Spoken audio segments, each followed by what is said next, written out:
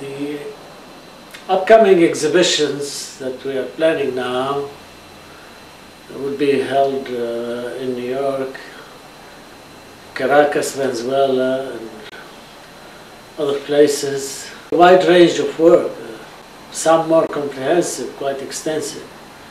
Among the works that will be shown in Venezuela, Latin America, and perhaps here, is the America series, titled America 500 Years, Cruelty and Glory. The series comprises a wide range of works which I started in 1988 and completed in 91 for the 92 commemoration of the 500th anniversary of the discovery of America.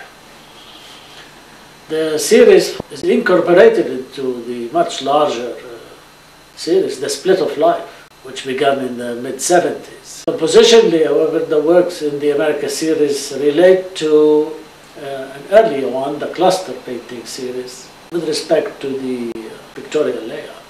A crucial aspect of the principle of organization in the composition is dividing the canvas into sections of distinct autonomous zones consisting of planes that extends their boundary near the top of the canvas. These distinct planes are filled with painted dark blue figures that are set against intense deep red, orange, or yellow ground. The works in the America series are based on a number of significant events in the Americas over the course of 5 centuries. In particular, those events that stand out for their lasting impact and influence across time and culture, reflecting the connection between the past and the present.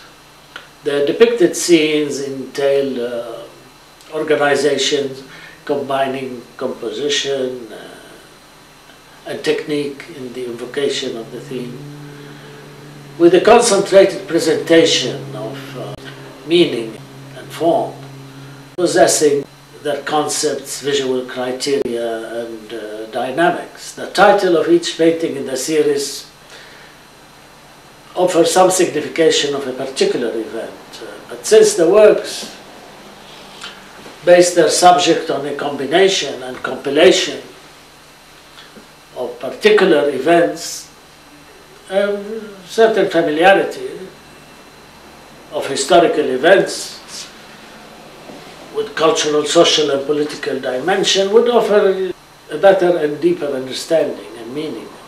The series starts with the discovery. The discovery which is based on the discovery of America by Christopher Columbus. This has been the subject of many writers, a great source. Also what Christopher Columbus himself wrote in his journals, and what has been written by his contemporary, such as Bartolomé de las Casas, who came to Hispaniola, which is today Haiti and the Dominican Republic. He came around early in the 16th century, around 1500, and witnessed the unfolding of events, what was going on. He wrote extensively on the history and the fate of its inhabitants, the indigenous people. When Christopher Columbus first landed in 1492, in an island which he named San Salvador, not the one in Central America, but in the Bahamas, an island, Bahama. So he thought the island was in Asia, in Japan or China or India. So he named the inhabitant Indian, who he wrote in his journal as he was watching them. Everything he tells them, they repeat it. So he thought they would make very good servants, and they can easily be converted to Christians, and that he could conquer them and many other islands just as he pleased. So he'll get all the wealth and the gold that he came for and he could find. And that's what he eventually did. And soon after, Columbus opened the Atlantic route to further conquest and the trade of slavery. And thus began the history of cruelty and glory in the America 500 years ago. Discovery in the painting, you have a two-part scene corresponding to two worlds. The two worlds, one representing the world of Christopher Columbus and his forces coming from Europe, and the other part of the painting, the world of the natives. Here in this case it shows a group of figures representing perhaps the Taino or Arawak Indian or whatever, the native of that land. At the forefront of this right section here stands a figure representing Columbus.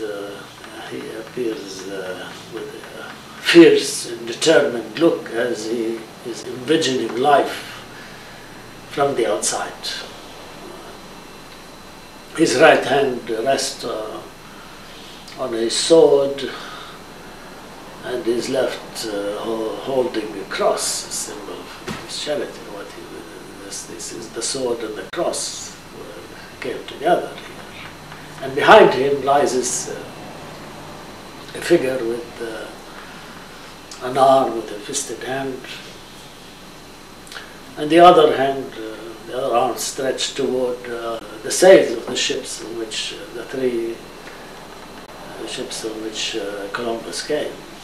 And they delineate a group of rearing horse, an armored fighter in mariner's campers, gunpowder and cannons, and all the various objects that Columbus brought with him from the old to the new world. The left part depicts a rather dense setting. It is fitted with palm foliage, feathers, and figures linked by their postures and gestures, suggesting their closeness, their unity, unity of action. At the center of the side, a very tense-looking eagle with one wing up and the other down, stand in front of a climbing tree trunk, in which the trunk itself merges with the body of a figure ascending the tree under the foliage of the palm leaves. The palm tree and the eagle's feather shelter a structure, a rather triangular structure of the figures for woman, man, etc., that are facing the newcomers, that face Christopher Columbus.